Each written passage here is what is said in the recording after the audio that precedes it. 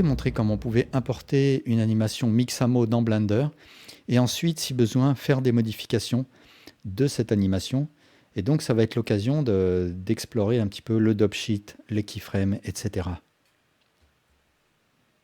Alors tout d'abord, je vais sur le site Mixamo et ensuite je tape ici le type d'animation que je veux. Donc je vais mettre Walk comme marcher. Je tape Enter et ensuite je cherche une animation, un cycle qui me plaît. Par exemple celui-là. Donc il va se charger ici à droite. Je vais cliquer l'option In Place pour qu'il fasse du surplace. Donc je vais garder les paramètres par défaut. Ce que je peux voir, c'est que l'animation fait 32 frames. En réalité, elle en fait 31 puisque la première et la 32e sont la même. Ce qui peut être un peu gênant, mais on va garder tel quel. Je clique sur Download. Ici, j'ai des options. Donc format FBX, frames per seconde 30. Skin, je vais mettre Without Skin, j'ai juste besoin de l'armature. Et Keyframe Reduction None. Je clique sur Download et ça vient se déposer dans mon dossier de téléchargement. Alors ensuite, une fois dans Blender, je fais un File, Import, FBX et je vais chercher l'action en question. Et ici, je vais aller presser Shift F12 pour créer une fenêtre de type Timeline. Et si je presse la barre espace, ça me lance l'action. Et elle s'arrête à la 32e frame. Mais en fait, la 32e frame, c'est la même que la première. Donc, je vais arrêter l'action à la frame 31. Donc, ici, je peux taper 31. Ou bien, je presse CTRL fin.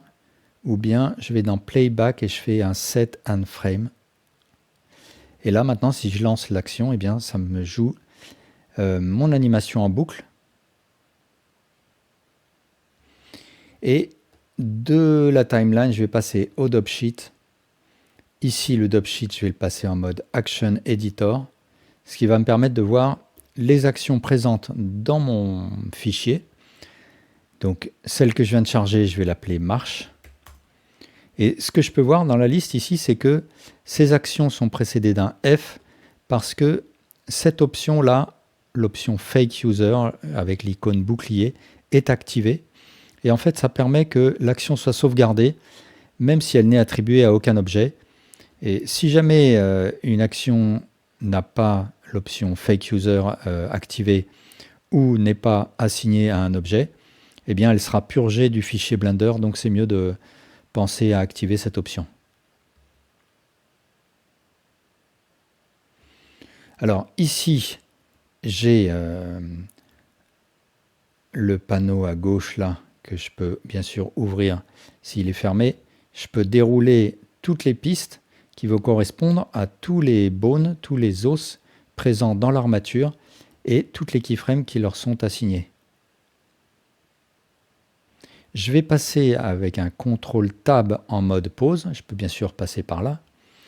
Et si je sélectionne un seul bone, eh bien, je vais voir toutes les keyframes assignées à ce bone. Je peux continuer à déplier là pour voir toutes les pistes correspondant en fait aux transformations du bone en question, donc les transformations de type location, rotation ou scale. Et pour l'instant, j'ai cette option Only Show Selected qui est activée, ce qui me permet de ne voir que les keyframes relatives aux bones sélectionnés. Si je désélectionne tous les bones, si je ne sélectionne aucun bone, je ne verrai plus de keyframes. Si j'en sélectionne plusieurs, eh bien, je verrai toutes les keyframes relatives à ces différents bones. Si j'en sélectionne qu'un, je vais voir que les keyframes relatives à ce bone. Si je désactive, eh bien, je vais bien sûr voir toutes les keyframes relatives à tous les bones de l'armature. Mais je vais garder cette option activée et je vais retravailler. Supposons que, par exemple, j'estime que le balancement du bras n'est pas suffisant. J'aimerais que le bras aille plus en arrière et ensuite plus en avant. Je veux une amplitude plus large. À ce moment-là, je vais devoir éditer ces keyframes. Donc ce que je vais faire, c'est éditer la rotation de ce bone. Donc je pourrais taper ici rotation dans ce filtre, ce qui va me faire apparaître seulement les keyframes de rotation. mais en fait, je vais me passer de ce filtre, peu importe que je travaille sur la location et le scale dans le cas présent.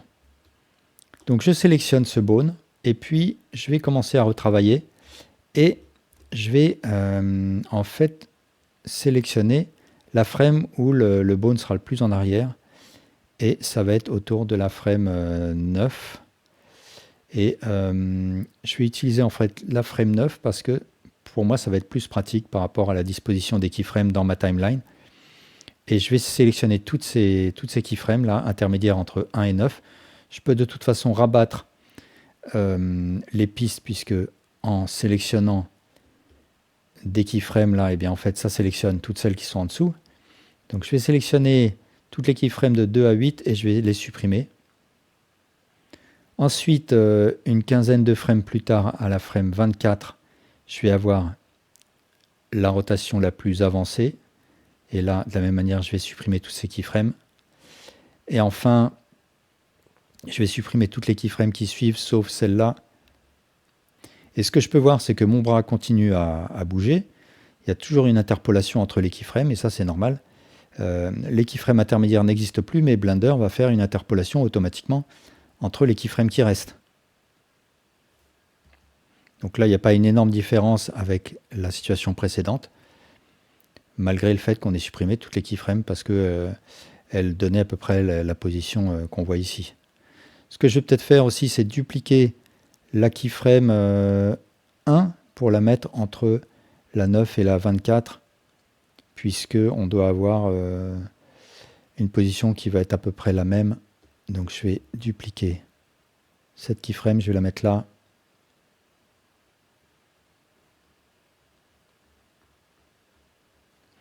Donc je la mets à la frame 17. Donc voilà ce que j'ai pour l'instant et je vais faire ma modification. C'est-à-dire qu'à la frame 9, je vais faire une rotation plus prononcée de mon bras et je vais presser I pour faire une keyframe de type rotation ou location rotation scale. La rotation suffirait. Et ça va complètement écraser les keyframes précédentes. Et donc là, je peux voir que mon bras, il obéit bien à ce que je lui ai fait faire grâce à l'enregistrement de cette nouvelle keyframe. Et ici, je vais pousser un peu plus le bras en avant et de la même manière, je presse I pour créer une keyframe Location Rotation Scale. Et voilà ce que j'obtiens. Donc voilà, j'ai modifié mon animation Mixamo. Et peut-être que ce que je peux faire pour être cohérent, c'est que le bras opposé suive la même animation inversée, bien sûr. Alors, pour l'instant, ce n'est pas possible de faire une inversion automatique, puisque les bras n'ont pas les noms corrects pour cette opération. Pour faire une symétrisation, il faut que les bones aient le suffixe .l ou _l comme left, ou bien .left ou _left, et là ce serait .r ou _r ou .right ou _right. Donc là je vais sélectionner ce bone et je presse F2 et je vais le renommer, je vais l'appeler arm _l, et ici ce bone là je vais l'appeler arm _r. Alors ce que j'ai commencé par faire, c'est sélectionner ce bone et faire une copie de la pose avec un CTRL-C, ce qui va m'ouvrir ce panneau dans mon cas parce que j'ai activé l'add-on qui s'appelle Copy Attributes, mais ce que je veux faire, c'est un simple Copy Pose. Bien sûr, il est aussi accessible là, Pose, Copy Pose. Et maintenant, je sélectionne le bone opposé. Je vais supprimer toutes ces keyframes là à partir de la frame 2.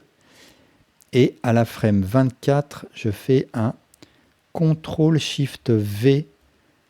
Donc, je colle la keyframe copiée et elle va automatiquement placer le bone opposé à la même position. Et je fais un I pour créer une keyframe de type Location Rotation Scale. Ensuite, je sélectionne ce bone là. À la frame 24, je fais un CTRL-C Copy Pose et je vais à la frame 9 je sélectionne ce bone là et je fais un CTRL-SHIFT-V et je crée une keyframe. Ensuite, pour compléter, je vais dupliquer cette keyframe ici, non plutôt une frame plus tard, et ici. Voilà, donc là, en principe,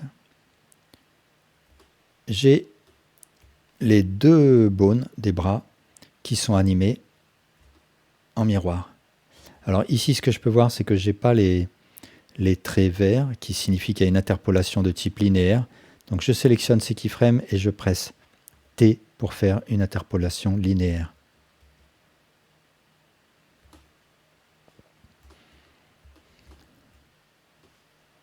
Supposons maintenant que je ne veuille pas que le bras droit bouge, parce que par exemple on pourrait imaginer qu'il porte un tronc ou que sais-je. À ce moment-là, ce que je peux faire, c'est sélectionner tous les bones pour lesquels je souhaite changer les keyframes.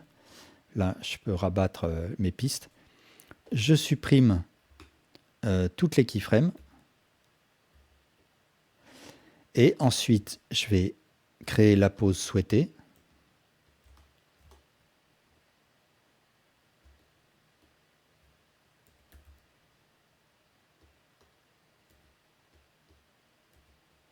Je sélectionne tous les bones pour lesquels je souhaite recréer des keyframes et je presse I pour créer une keyframe de type Location Rotation Scale.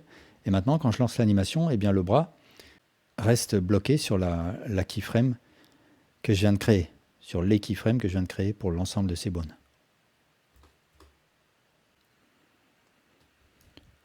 L'étape suivante, bien sûr, ce serait de pousser l'animation dans la fenêtre Non-Linear Animation, le NLA.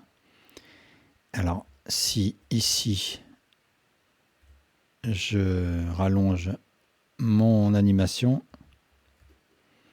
je peux pousser l'action dans le NLA. Elle va apparaître sous forme de bande jaune.